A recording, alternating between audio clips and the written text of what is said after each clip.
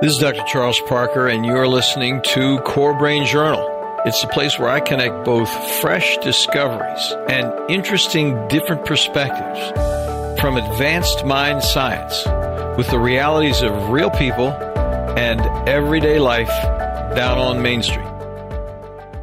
Well, welcome aboard, folks. Dr. Charles Parker. I am really excited about this episode with Core Brain Journal. We have an interesting guy who is interesting on so many levels. It's going to be hard to not say every single thing in his CV because it's so darn interesting.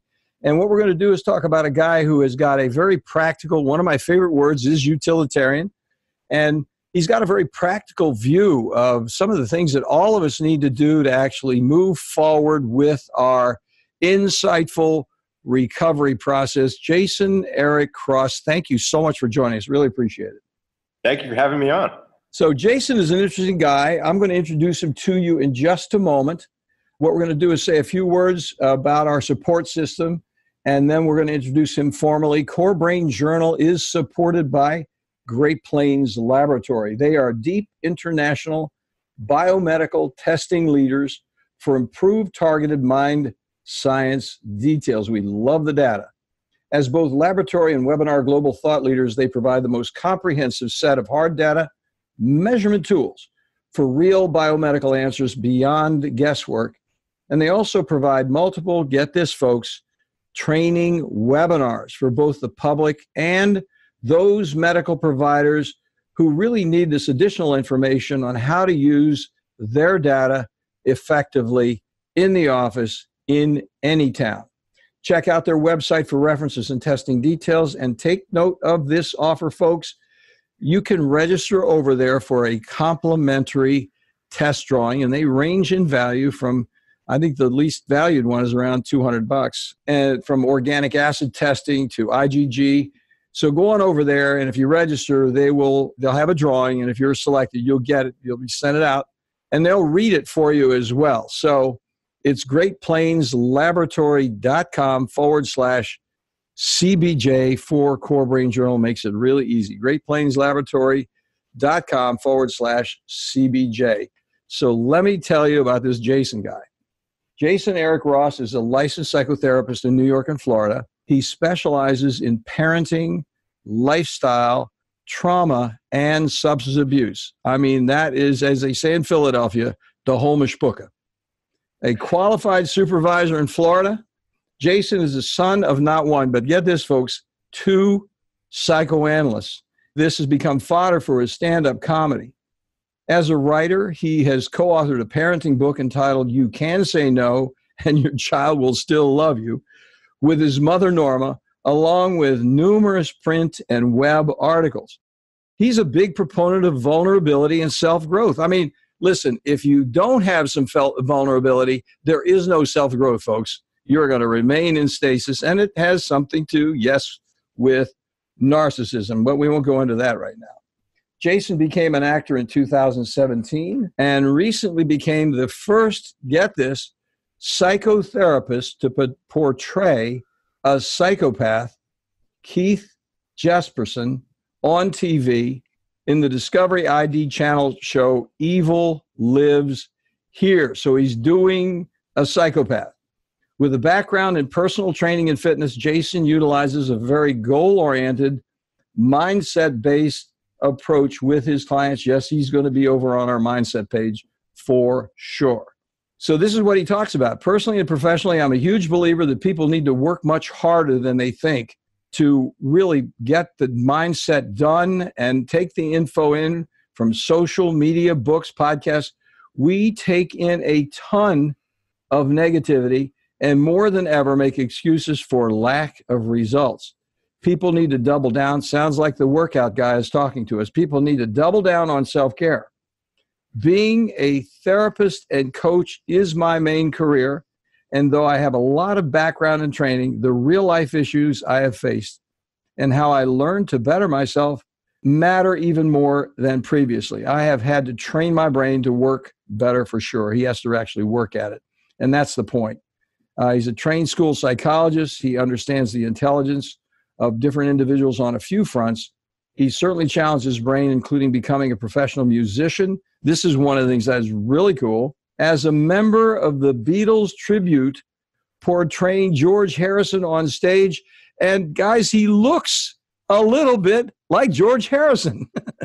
I mean, it was not a reach. It was not a reach. So I'm going to let the rest of that go. And folks, I want to just welcome. Thanks again, Jason, for coming on board. What an interesting experience growing up. We all know how important childhood is, but to grow up with two psychoanalysts talking about the unconscious and this and that and the other thing at the dinner table, that must have been an experience. Can you tell us a little bit about that? By the time I was 4 years old, my father was getting his PhD. I think by the time I was 8, my mother was getting hers. Gosh. One parent followed suit. So I was a kid who had comic books and Freud. That was what I read. Most kids read different things. Yeah. Not me, not in my house. So that's what my exposure was. So Superman and a superego for me. Fantastic. That must have been fun, though, because, one thing that I think is really true about individuals who are in psychoanalysis, when they're really on the bright side of things, they also develop not only a really interesting sense of integrity and what's real and what are we going to talk about what's real. People think psychoanalysis is only imagination and fantasy, but there's a lot of reality in there. And I think there's a certain common sense aspect to well-trained psychoanalysts that were very influential in my life. And they have, get this, a great sense of humor. Very important and often overlooked and underrated. Yes. So true. So true. So then how did you yourself start on your tour with, hey, I'm going to do something like this? Where did all that begin? I think it just started to germinate as soon as I knew what my parents did for a living. Mm-hmm. I got exposure in a way, most kids, what they have, like bring your parent to work, bring your parent to school, to talk about what they do. Yeah, my day was a little different. So I had a lot of exposure to it and it just sort of rubbed off on me. And there was a point where I thought maybe I'd go to medical school. Even after I had gotten my master's in psychology, things kind of fell together. And I just had this, one thing I learned is my parents helped people. That I knew. Mm-hmm. And if nothing else, that seemed to rub off. Like, this is a good thing to do. I'd certainly been exposed to my parents' business, and they were also educators. They had 2 psychoanalytic institutes, and I attended one of them while I was an undergraduate. Yes. Oh, what fun. That was different. Yes. I hadn't even gotten through sophomore year of college, and I was already taking graduate psychoanalytic classes. So I guess it just became innate, and this is the family business. I suppose investment bankers make little investment bankers. Yeah. My parents, this is the way it went. A couple of interesting accidents happened that drew me back to the field because I wasn't sure that's where I was going to end up. Oh, you had some personal issues, or that sort of woke you up? Well, what happened was I finished my master's, and then while debating going into medical school, I ended up getting involved in the personal training field, which actually turned into a much bigger career for me than I ever would have anticipated.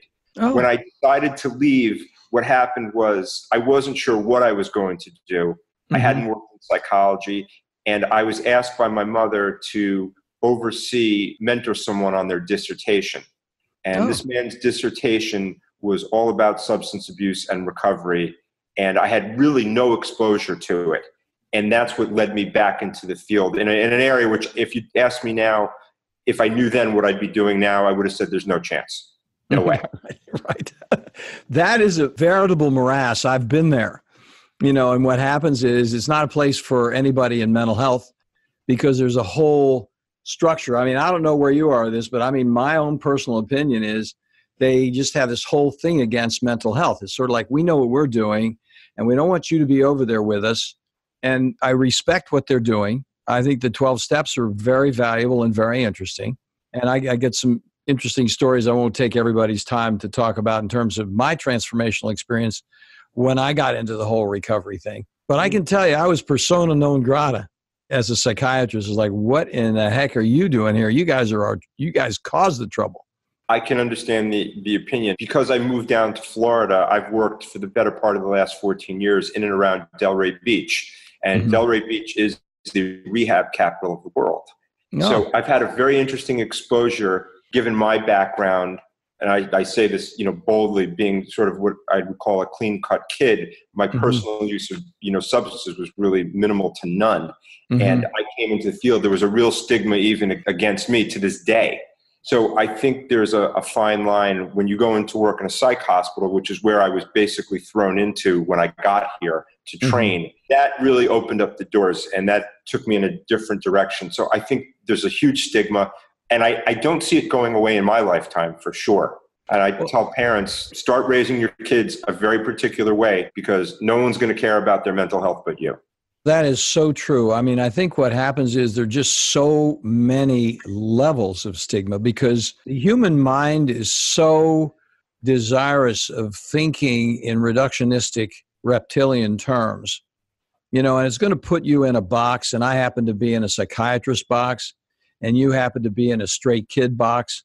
And somehow, if you're a straight kid or you're a psychiatrist, you're really not one of us. And, different religions do that. It doesn't matter what the religion is. They cut people out. Instead of bringing people in, they cut people out. You're either with us 100% or you're not with us, and we can't work with you. And you would think that the spiritual tradition would be one of acceptance, and certainly recovery with its 12 steps and that sort of thing. It's like, how can we actually have the larger mind and work together and do something constructive for the overall evolution of humankind, as opposed to you're out and I'm in? Right. I agree with that entirely. I think there's some level of, you alluded to a little bit of narcissism earlier. I think, in some capacity, I think there has to be an openness in thinking, and if the mindset is closed, well, that's what you're going to get. My take has always been, maybe I figured something out and I just happened to stave off the inevitable. I made certain choices early, whereas maybe some peers did not. So I had a certain mindset going in, and I think it protected me when, things could have gotten rough during life. No one's life is perfect. So too many people have the stigma. They want to hear what they want to hear. And I'm sort of a proponent that everything works. It's like the old chicken soup. It can't hurt. So let's use it. Well, you're singing my hymn, because that's what we sing here all the time. That's why we're having these interviews. Because we think that the public is ultimately going to change the whole mental health situation and remove the stigma. Because the more people are educated, the more people have a chance to listen to a guy like you, who's been out there in so many different things. I mean, to be in psychoanalytic training when you're almost an adolescent, and then to go further along and be involved in recovery and drug and alcohol recovery, that's a whole separate reality. And then psychiatric hospital, I mean, I have been an executive medical director of a very highly esteemed HCA-owned medical psychiatric hospital, and I can tell you that is a completely different reality, walking in there with the medical professionals thinking about what they think should be done. It's a whole another world going on. So I think we all have different realities that we come in and go out of, but I think the confluence is the fact that we are all human beings. We all have a unified way of thinking about things in the sense we react in certain ways that are either productive or counterproductive. And if we get into habits and patterns, which I want to talk to you about, which is so interesting to have you on, we're going to make it. If we don't, we're going to remain developmentally arrested and fall off the loop, and that's going to be what it's going to be. I think we're struggling with that as we speak. So let's talk about this. Really struggling. You got some great questions that you helped me think about here, and I'm so glad that you want to talk about them. I'm going to run through them. I think it's interesting because what all of the people that we interview either send us some information of, hey, here's something that'd be fun to talk about, we can talk about it, or they say, hey, Parker, wing it. This is what I do. Ask me whatever you want to, whatever. But I think what's really cool about Jason is he said, look, these are some things that I think are really imperative. He's actually saying, look, guys, let's get this on the radar, which is kind of what he and I were just talking about a moment ago. And one of the key things I think that's confusing for individuals is, and what I want to do is start with Jason kind of a macro, come down to more of a micro, and then end this series of questions in this interview with more of a larger picture of where we're going to go, folks. And I think that would be a really interesting conversation to have, because he's already put it together in a very nice set of questions. We'll have our break as we usually do in the middle of this. But let's start with a very confounding issue that a lot of people get confused about. And I tell you, Jason, I'm making this clarification numerous times every day. person say, well, do I have to go in psychotherapy? I don't know if I want to do in psychotherapy. And I say, well, it does sound from the way you're talking to me that coaching really might be a better choice for you. So let's talk about the differences between therapy and coaching vis-a-vis the evolution of the person. What's your thought about that? I think both can be really important. Both can be really effective. I think what the public doesn't understand is sometimes you really do need therapy to make change. Coaching will take you wherever you are in terms of it'll challenge your behaviors. Well, if you want this result, do this differently. Mm-hmm. However, therapy looks at why you didn't take that advice in the first place when you already knew the answer.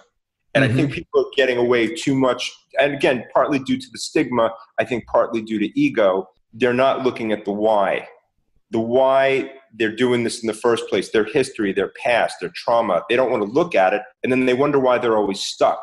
And I don't believe coaching is always the answer for that. I think for sometimes it's actually very much not the answer. And I think it actually can be dangerous depending on who's doing it. Sometimes there are serious mental health issues, serious traumas that if the person does not address, coaching puts them in a very difficult predicament. And coaching can actually help them deny it. Yeah, what Jason's saying, folks, is that we all bring some baggage. We have some history. Jason was talking about his parents. His life with his parents and his early experiences are absolutely consequential and contributory to the wide mind that he's got, that he's talking about right here. It just didn't come out of the blue. It didn't come from one mentor that he really admired somewhere along his way. He had a whole ongoing series of infusions in terms of the way to think about things that involved, and therapy involves past patterns. What are your patterns? What are you reacting to? How did you develop that reaction pattern? Not what are you going to do about it? What are you going to do about it? But like, how did you get this way? And what are you going to do about it? That's right. And from my perspective, people try to get into the solutions. They'll say, well, what do I do about this? That's the question I'll get out. What do I do about this? And I sort of look at them to say, you probably know what the answer is. You need to figure out why the hell you're not getting to the answer in the first place. Give them the answer too quickly, they might not act on it. So having a real flexible approach, flexible mind. Certainly, I had martial arts training when I was growing up, so that definitely affected my thinking and my being open. I don't think you had a choice at that point. And I think getting hit a few times, Jason, that's a whole different thing. There's being hit and there's never being hit. And when you get hit a couple times, then you think about, maybe I need to make some changes in the way I was approaching that situation. That's right. There's a comedian, I can't remember his name, but he basically said there's a simple way to build humility is you either wait tables or you lose a fight. Yeah, right. Those are the two so true. I can tell you, I did the martial arts myself for many years, and I lost a few fights. And actually, I did it as an older guy, so they were all younger guys. They wanted to kill their father. Right. Projection at its best. For the moment, I happened to be the father, Right. Anyway, that was a good experience. So, good. So then you hinted and alluded to this point, which I think is another absolutely germane point, and that is, I see this all the time. People come in, and there is a profound stigma. You alluded to this earlier. I think it's a big, big deal. And people who listen to Core Brain Journal really want some answers. How can I work with this whole stigma thing? Where am I with what people think about me? And why is there such a stigma right now on quote unquote mental health and therapy? What's going on? Seems like that's the zeitgeist of our culture for, I don't know, generations. Freud died when, 30s or 40s, let's say. I can't exactly remember. Yeah, I don't remember either. Typically, certainly for men have always staved off therapy. And my argument is that's one of the most dangerous things for men. Not looking at your past, you're doomed to repeat it in some fashion. So unless we're really willing to look at who are we answering to, that's part of where the stigma comes from. Is it the cultural one? Did our parents tell us it's not good? Did we watch parents who didn't go to therapy and bundled and stuffed down their emotions? Is that where we took our cues from? When you become an adult, you have to have some set of rules that are your own.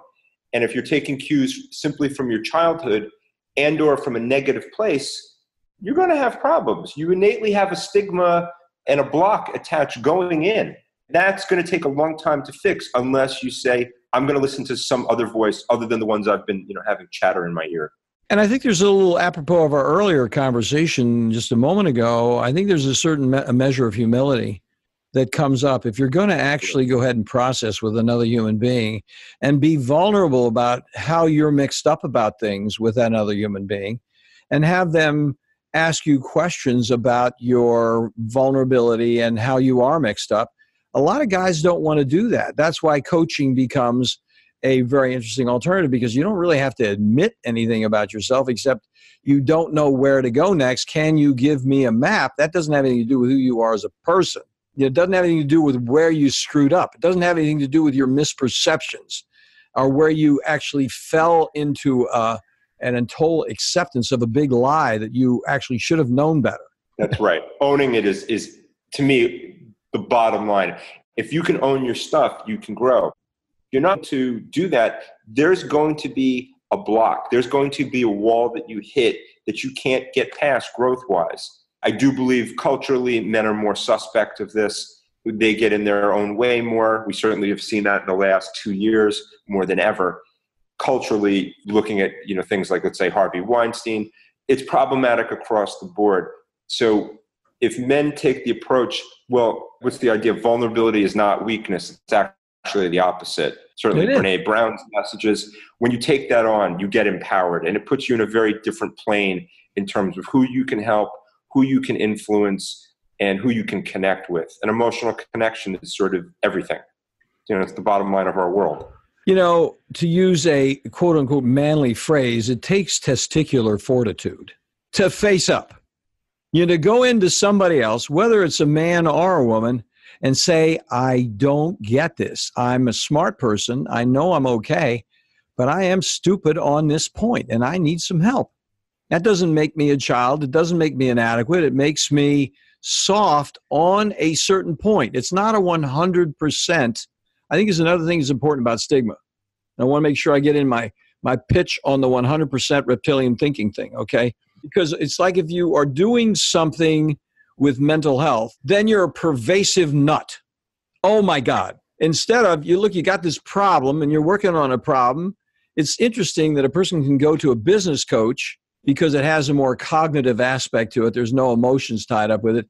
And think about, hey, I'm having this problem. I need to get a financial advisor to tell me what to do. Okay, that doesn't mean I'm completely stupid with money. It means in this particular case, I don't get it. I'm going to go ask for advice. But I think it's the same thing over in stigmatic thinking, if you'll forgive the expression, where a person says, I'm 100%. They say this to themselves. And of course, other people may wish to put that on them. But look, I'm just have a problem right here. It doesn't mean I'm crazy. It doesn't mean I'm whacked out. Give me a break. And if you think that way, you're thinking from a reptilian perspective, and you need some transformational activity yourself, pal. That's right. I think you have to be willing to say there's some things, you're not supposed to know everything. Right. It's impossible. You're not supposed to know everything. If you have those that makes you think you're supposed to, you probably do need some therapy. Yes. Well, now I have a question I'm going to ask you in just a second. We're going to take a quick break for our sponsors here, but I have a question that I think is absolutely germane to this level of conversation. I've loved this conversation with you. You're a great guy to talk to. You got so many things you're thinking about, and we're actually talking about next steps. If we have a problem, we're thinking about the problem. We kind of broken down this whole thing of coaching and therapy, and we're starting to look at ourselves a little more realistically. Now, the key question, which I'm going to ask you when we come back, is if we decide to do something evolutionary with ourselves in a therapy, evolutionary, self-introspection way, how do we stop making excuses and move forward with that next step? That is a very, very key question, and I'm looking forward. We'll be back, folks, in just a moment to see what Jason tells us about his view of moving forward deliberately. We'll be back in just a moment. Today, the world of mind science, psychiatry, and mental health is rapidly changing with innovative, comprehensive testing that takes both patients and practitioners into a new world of measured details with useful, understandable, and remarkably actionable plans. The key phrase here is cost-effective. Testing also introduces a key parallel word, predictability. psychiatric treatment failure, especially after multiple medications and/or brief hospitalizations, arises directly from the complexity of measurable brain-body imbalances and impediments that explicitly interfere with medical outcomes and create costly difficulties with inadequately informed supplement and medication trials over time. Great Plains provides a leadership team of biomedical experts with advanced laboratory insights, approved nationally both by the FDA and CLIA laboratory certifications, and is available internationally for both public and medical professions. Great Plains Laboratory is the primary laboratory we've used at CoreSight for years, with excellent customer service for both patients and medical colleagues. They are on the spot. They get it every time.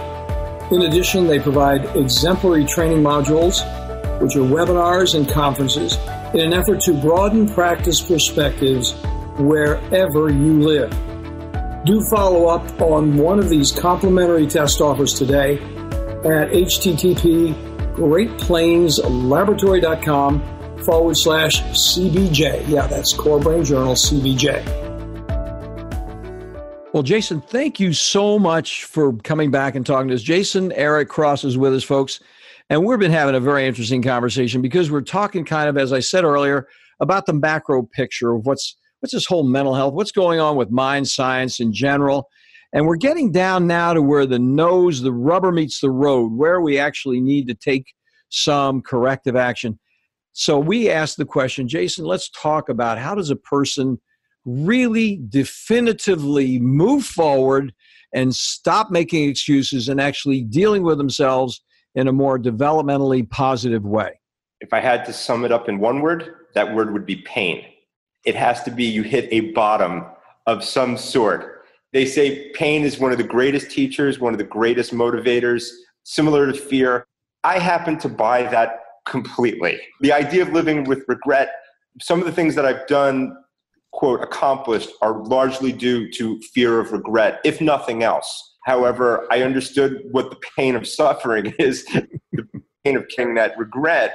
So I think a lot of people, unfortunately, no different than in addiction, as we typically say in recovery, you have to hit your bottom. Some people have a high bottom, some have a low bottom. I always joke that I understood that if you drank a lot, you would end up feeling really sick, throwing up, and probably be hovering over the porcelain god, as they used to say. That seemed like a really bad deal to me. I'm not like that bright a guy, but that seemed like, that can't be good. Yeah, right. I don't see any reason to incite that. That doesn't seem pleasurable at all. So why go there? Pain that drives you to say, I don't know what I'm doing, but I'm willing to learn. You know, it is so true, Jason. I mean, I don't know if you've listened to any of the podcasts, but we pitch this point all the time. I don't say it every single meeting, but you and I are brothers on this point right here. There's no question about it. I mean, we're thinking very similarly in a lot of ways, but the learning from pain is the deal. People think pain is negative. It is negative only if you don't get it. That's right. If you don't get it, it's going to be painful because you are bound to repeat it. If you we were talking about the reptilian, right? That's kind of how it starts out. You have to know what pain is. You have physical pain, and then once you understand emotional pain, that drives people. It's one of the two or both, and a lot of people, unfortunately, don't get the memo until too late. And some people, it takes a lot of a beating. I'd say it's a measure of emotional intelligence. And emotional intelligence, I'd put EQ over IQ any day of the week. Yeah, let's talk a quick moment about that because some of our audience may not know emotional intelligence and IQ. Let's talk about that real quickly because I think it's a very good point, and I'd like you please to elaborate for a moment on it. Certainly. I think I can give the best example. Perhaps you have an 8-year-old who seems to be very mature. They seem to be more responsive, more responsible, more thoughtful than the average 8-year-old. They actually seem more like a 13-year-old. That's a form of an expression of emotional intelligence. They appear emotionally more developed than their particular age. And the reverse is true. You can have a 13-year-old with the development of an 8-year-old. Their IQ may be good. You can have 140 IQ and still not behave or act your age, as we often hear. Isn't that so true? I mean, we see professors who are geniuses writing large extant physics equations up there and can't find a bathroom and have all kinds of personal relationship issues because they're intelligent, but they actually haven't learned how to use their pain and grow up inside themselves to actually have interpersonal relationships that are constructive. Because you have to take some responsibility to change yourself to have emotional intelligence. The people who have emotional intelligence have taken the responsibility on, and they are humble by definition because they're going to admit very quickly, I didn't get that. I need to learn some more on that. That is something I don't get. Could you explain that? I think parents have struggled with this concept, particularly over the last 20 to 30 years. I think what came with social media, technology, the internet in particular, children started to sound smarter earlier. And parents, with their own narcissism, think, wow, look, I created this very bright child who says all these fabulous words. And suddenly, this 7-year-old's running the house. Problem is, they don't have the emotional intelligence, which is the true power to carry it. And to me, I liken it to the Force in Star Wars. You can use the Force for good. You could use the Force for evil. Children with emotional intelligence are like Luke Skywalker. That is such a good metaphor. I really appreciate that because all of us are so familiar with the message of the positive motivation, the developmentally positive motivation of a person with emotional intelligence who's going to make the contribution to humankind. They might think that deeply about it, but they're operating from a deeper perspective that if we work together, we're going to accomplish more than if we're sitting around doing our own thing and posturing, posing. That's right. Sounding smart and being smart are two different things. I often have referred to the fact that the Unabomber went to Harvard. Ouch. Yeah. It's a lovely school. Lovely school. Just he didn't get it. He didn't get the memo either. Yeah. And I think there was a real struggle with emotional intelligence there because he had trouble with people. You don't become a bomber if you have no trouble with people. You get along with them. You might protect them. You're certainly not going to harm them. Well, and tied with emotional intelligence, Jason, is the concept of common sense. What happens is a person who it looks intuitive, but I don't think people necessarily have intuitive. I've seen a lot of kids come up with as an old soul, but one of the reasons they're old souls is they're living in an old soul environment. That whole old soul environment is, look, here's the way these things get handled constructively. There was a person that did not handle it constructively, and that was the outcome. Somewhere in there, these old souls are really thinking more deeply and indeed more constructively about it using common sense. They have a better connection to people. And I think one of the problems we've seen, when it comes to parenting, the emotional intelligence, how that's been handled, I'd say that's been a big problem in the last few decades. And this is as well because parents struggle to get their child to learn, hit bottom, see consequences. Helicopter parenting really affected that. When the child's being constantly hovered over and not allowed to think for themselves. If you can't think for yourselves, your intelligence quotient isn't going to go up much. Your common sense is going to go out the window. And I think we can all agree that common sense is uncommon at this point. So regrettably so. I mean, in the public medium, there it is. Oh my gosh, one more time. Right. So the next question then, which is a somewhat similar question, but it's taking this kind of nuance of how do we raise our kids? What do we specifically do? How do we think about what the mission is on this emotional intelligence issue? Is the next question, which sort of lurks in everybody's background. How do you actually then build self-esteem, which is, I think, innately connected with contentment and happiness? So how does all of that actually take place from your perspective, Jason? That might be the ultimate question, the $10 million. Yeah, right. Certainly in the top two. Well, it's got multiple answers, buddy, so you know that as well as I do. Yeah, this is a multi-part. If this were on the Family Feud, there'd be like 6 to 8 parts to it. Yeah, right. I've always asked the question, and I certainly learned this growing up, and watching my mother and her practice in particular. I ask parents, what's your job as a parent And can you explain it in one sentence? And I used to ask that when I would do the family program at a treatment center. The majority of parents cannot answer that question with any other answer except, I want my child to be happy. Mm-hmm. I think that is the fault line of the problem. We want to build, the answer to the question should be, we want to build resilient children. And the way we do that is by setting limits, saying no to what is unreasonable, yes to what's reasonable, teaching them flexibility of thought, letting them fall down, helping them get back up when useful, not always. They have to burn their hand. They have to learn consequences. If they learn that and they have the consequences, innately, they're going to have enough self-esteem. If they have self-esteem, they're going to have resilience. And if they have resilience, they're going to figure out how to frickin' be happy. And that's why we're struggling with higher rates of suicide, bullying, cyberbullying, obesity, anxiety, depression in teenagers, young adults, children. There's something wrong in the equation. And unfortunately, it starts with parenting. Well, I think another thing that's really a parallel to it, and I'm saying it slightly differently. I'm saying the same thing, but slightly differently. And we're drawing on our martial arts metaphor a little bit. I read Zen for a long time. I had some difficult things that happened in my life with some people that I admired a great deal, and they turned out to be not so admirable. And what happened was I was surprised because here I was, psychoanalyst, board certified in psychiatry, child and adult training, I'd written a book, the whole thing. I was really cooking along. And here I am surprised by what I don't know. And then I had to actually have an awakening experience. And really what happened in that whole thing is one phrase that's very parallel to what you're talking about is self-mastery. Now, how does a person develop self-mastery? The self-mastery, when a person actually handles something in a balanced manner, that's how they develop self-esteem. It isn't somebody did it for them, apropos of our earlier coaching conversation.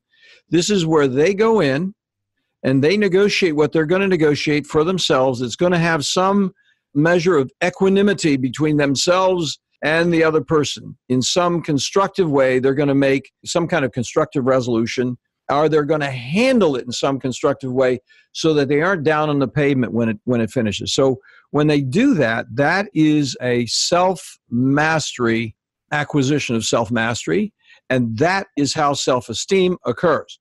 Because when you know you're handling yourself right, you're going to one way or another reach back without anybody seeing it and pat yourself on the back because you know that it was right. That's correct. Because you didn't harm that other person, you did not harm yourself, and you made a silk purse out of a sow's ear. You make it work, you go with the flow. And I think more than ever, we're seeing children struggle with being able to do that.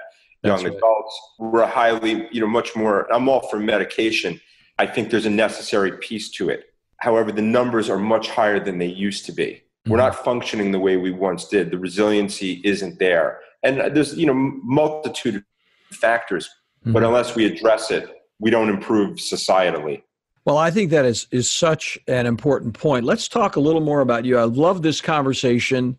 And let's turn for a moment. We've talked about some big problems and some resolution issues. Let's talk a little bit about where you personally are in your life in terms of the various activities that you have. I think it's really cool that you were doing the acting and being involved there with the theater business, because honestly, I think that a guy like you could really help the writers, could help the actors think about there's got to be more of a, what would I say, humanitarian input to the whole thing, a deeper perspective than here's another cookie cutter resolution to a cookie cutter problem. And I think a guy like you could really be very helpful in that regard. So tell us about what you actually do now and how people could contact you, for example, and what you do with that. Sure. My main job, for lack of a better term, my career has certainly been psychotherapist. I work my private practice, do some interventions with families who are struggling with different mental health, substance abuse issues, not per se in the common way that we might see it on TV. I happen to be licensed in New York and Florida, waiting actually on licensure as a professional counselor in the state of Georgia, which happens to be the third state where most of the actors work. So that was not accidental. I decided that I had worked in treatment, I had worked in private practice a bit, and I just wanted to grow what I was doing, get my own mastery in terms of having the business that I wanted. And I continued to work at that. And it's always going to be that.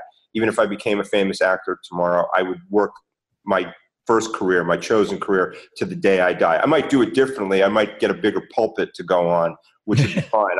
I would be very happy to spend my life working at, reducing the stigma. That would be a dream come true.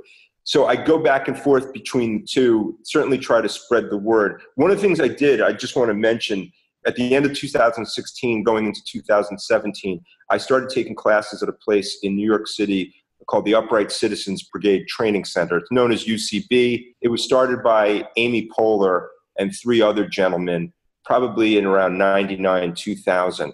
Fabulous training center in New York and Los Angeles. One of the things they do exceptionally, aside from their improv and sketch and character training, is they are very well attuned to well-being and mental health issues. I found that to be really important. They actually have a staff member whose sole job is, this person's actually, I believe, a psychologist or a licensed clinical social worker. And her sole job is to manage the school from that perspective.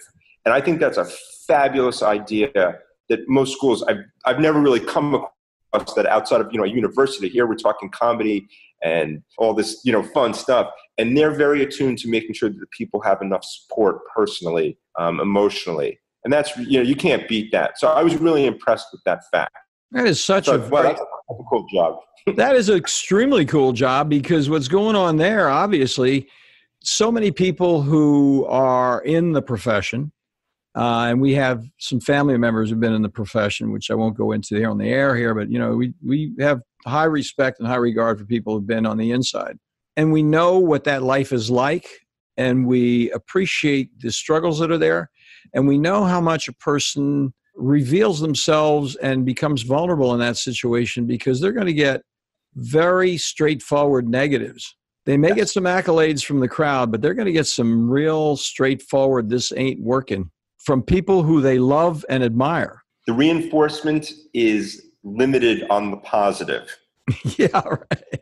When I started to take my training and decided that I was going to finally follow through and become an actor, one of the things I joked about was, in essence, look, I've worked really hard to build myself a nice career as a therapist. How can I throw this away?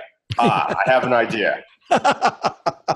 Figured it out. Ouch. Didn't take me that long. Let me become an actor, because that's going to pay really poorly. That will kill you. Yeah. Oh my gosh. Well, that's why, I've got a personal interest. I don't know if you know Seth Swarsky from LA, but he's into this same topic. I think as a group, the whole situation with individuals who do such excellent work with entertainment, what happens, they kind of, in a way, without meaning to, set themselves apart from others, because they are in a different reality. They go into a reality that very, very few people go into.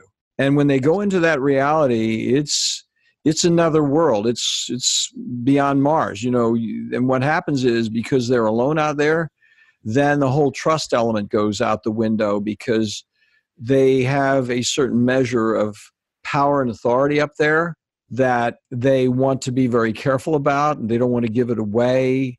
People are asking for it. People think they can rub it off by shaking hands or snapping a picture, whatever. And I think the issue there is they get into this authoritarian position, which it looks on the outside to an innocent like it's entitlement. And I think very often it's not entitlement. I think it's defensive safety. I think it's just a question of, how do you be safe? And some of the people didn't really do the safety thing very well. Take John Lennon. There are people who don't take the safety thing well, and then there are people who get all worked up with it. I don't know what actually happened to Robin Williams, but I think he died alone. Basically, he if you listen to anybody make a comment about what happened to Robin, the situation was he was very, very alone because of some of what you and I are talking about right here. And this project that these folks are doing can help put some antidote to that whole poison of that situation along a life journey. It breaks the stigma. I recently saw Tony Robbins speak in Florida, and he referenced Robin Williams. And what he did say, which I've always suspected and agreed, and certainly we'd agree with, is he was great at helping others, supporting others, but internally he was struggling that much. And his struggles with substance abuse aside, he was always alone, grew his craft, but it didn't grow him personally where he was connected. And he was very alone inside, and unfortunately truly died that way, as painful as the story is. I think too many people get disconnected. I agree with you entirely about the defensive part to protect themselves. There's a point where they realize no one's really out there for them. They are a piece of meat. I think I went into this later, so my ego strength is a little different. I've had enough rejections in life where I almost work to get them because I'm not concerned about the outcome. I have no concern about the outcome. I assume that probably won't go well, but who cares? I'm going to enjoy it. This isn't about the answer. This is about my growth. I'm just going to reframe what you said there. You're going to chase the painful lesson. That's right. You're determined to get it. I'm the same way. I'm definitely the same way. That's one of the reasons we're taking the risk of coming out here. I mean, basically what happens is I come out here and I'm going to learn in front of everybody else, everybody that's listening. We have thousands of people listening to this, and I'm going to learn in front of them because I don't have to know everything. And if I don't get it right, you're going to tell me it's wrong, and I'm going to be okay with that. And that whole thing works very, very well because then there's an exposure of vulnerability on my part with you.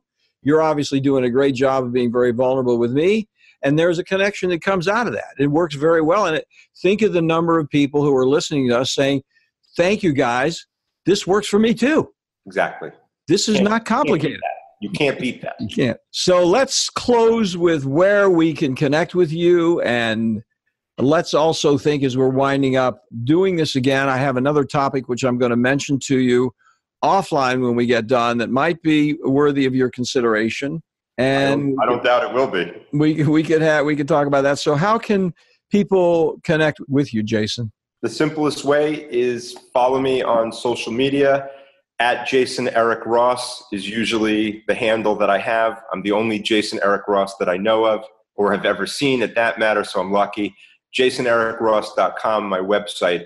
Most of what I do, videos, etc., I post there simply because that's the way things are today. And I want to certainly keep up with the times. All those social connections are going to be there on the show notes. We think it's really important. I'm going to get hooked up with you myself on YouTube and all that stuff because I think it's really fun to have connections with a person like you. We're definitely on the same path. We're definitely brothers from a different mother, no question about it. We get the job done, break that stigma, talk to people, change the way things are done in some constructive way. You notice how there were not any negatives in this conversation with you. There were not any negatives. We didn't have anything to say about anybody that was gossipy, negative, whatever. We were saying, here's a constructive element. Here's another constructive element. It just depends on how you take that next step. And I think that's really a very important point. And I do very much appreciate your sharing your time with us. And I look forward to having you back on another time sometime. Thank you. It's an honor to be on. It really is. I really enjoyed it thoroughly. It's great stuff. Thanks, Jace. You have a great day, buddy. We'll talk again. Sounds great. Thanks for listening to Core Brain Journal. We're working every day behind the scenes to bring you reports that connect research benches with those street trenches. Here we share the complexity of mind science because, as you know, details really do matter. One of the most pervasive, misunderstood challenges is how commonplace medications, like those written for ADHD, are used so regularly without clear guidelines. If you think you'd like more specifics, take a minute to download my 2-page PDF packed with video links and references on the absolute essentials of how to start ADHD medications. They're easily available at corebrainjournal.com/start. Thanks for listening. Do connect and stay tuned. Together we can make a difference.